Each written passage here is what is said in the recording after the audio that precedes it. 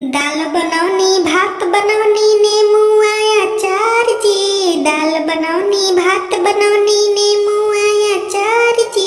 चोखा खाते रुसल बाड़े राजाऊ हमार जी। चोखा खाते रुसल बाड़े सैया जी हमार जी। चोखा खाते रुसल बाड़े सब्जी बनौनी उनका मन ही ना भावे। कहेले कि चोखा दे तो रानी यही तावे, रानी यही तावे। सब्जी बनौनी उनका मन ही ना भावे। कहेले कि चोखा दे तो रानी यही तावे। रोटी बनौनी पूरी बनौनी पुआ मीठा डार जी।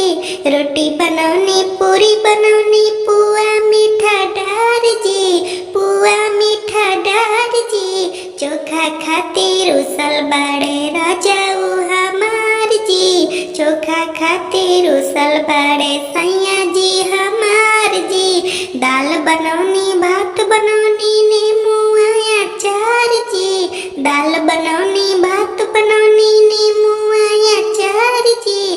चोखा खातिर उस गईले राजा जी हमार जी। चोखा खातिर उसल बाड़े बलमु हमार जी। चोखा खातिर उसल बाड़े।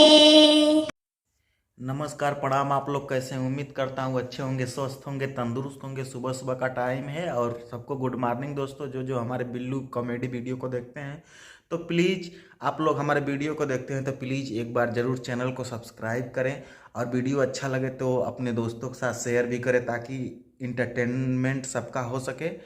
और वीडियो लाइक करें और सब्सक्राइब करना मत भूलिए। मिलते हैं नेक्स्ट वीडियो में, तब तक के लिए दोस्तों नमस्कार, धन्यवाद, जय हिंद।